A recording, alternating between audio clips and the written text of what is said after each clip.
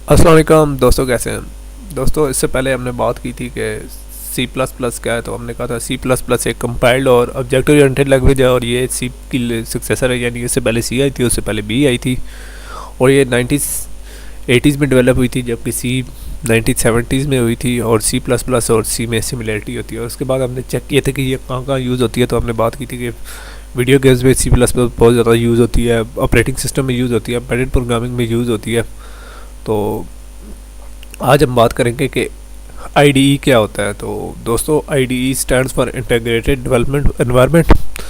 तो ये एक फुल सूट होता है सॉफ्टवेयर डेवलपमेंट के लिए। इसमें होता है एक टेक्स्ट एडिटर जिसके अंदर हम अपना टेक्स्ट या कोड लिखते हैं, कंपाइलर जो कि हमारे कोड को कंप्यूटर लैंग्वेज में या मैनरी में कन्वर्ट करता है।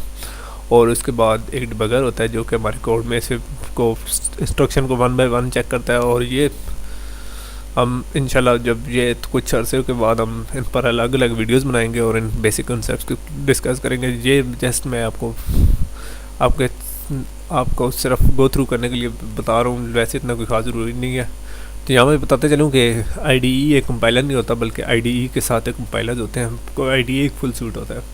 तो दोस्तों, इस कोर्स में हम यूज़ करेंगे डेव सी प्लस प्लस। तो दोस्तों, सबसे पहले हम Dev C plus plus install करते हैं, तो फिर उसके बाद अपने प्रोग्रामिंग के को कंटिन्यू करेंगे।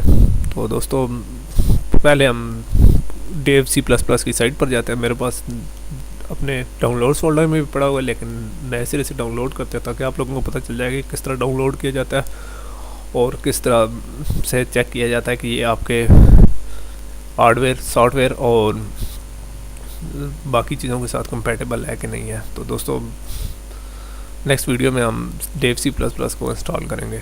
Thank you friends.